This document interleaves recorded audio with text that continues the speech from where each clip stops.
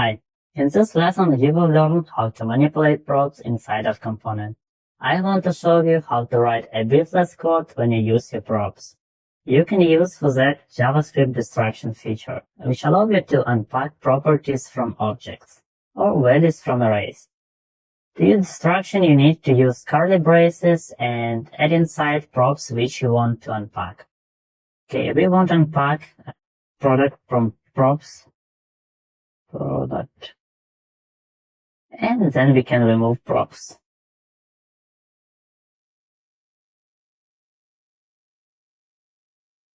And if we save it and refresh page, we see everything the same. It means it still works. So, but what destruction do under the hood?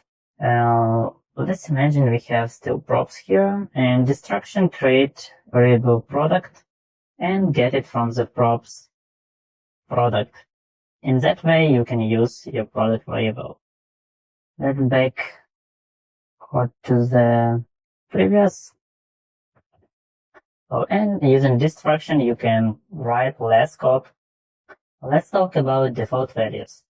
You're able to set default values to props in case you don't want to pass anything from the parent component. It can be useful when you have a value which is used really often in your application and you don't want to pass it every time. You have value background, and for that value you set a default value ground. And we will set the color, which is a slate gray. And we will use the background in styling for the product card.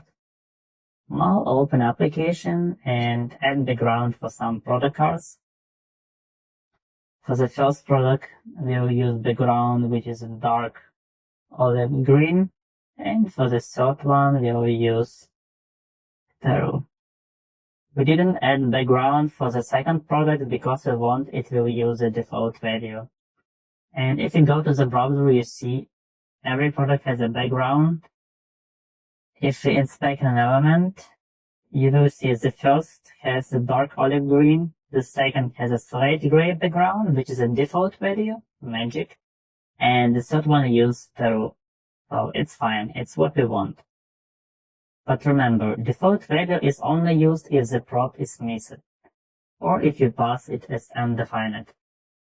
When it missed, we just don't provide it, and if you don't provide it, it is by default undefined in JavaScript. So, it's interesting to know what else you can do with props.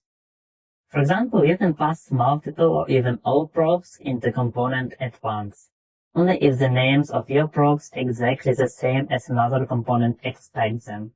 So let's do it on a practice. Okay, we will pass width and height for an image in product cards component. Let's make it 96 pixels. Okay. 96 pixel. I will copy it for the rest. And we'll update it. For the second it will be 64. And for the last one it will be 129. 128.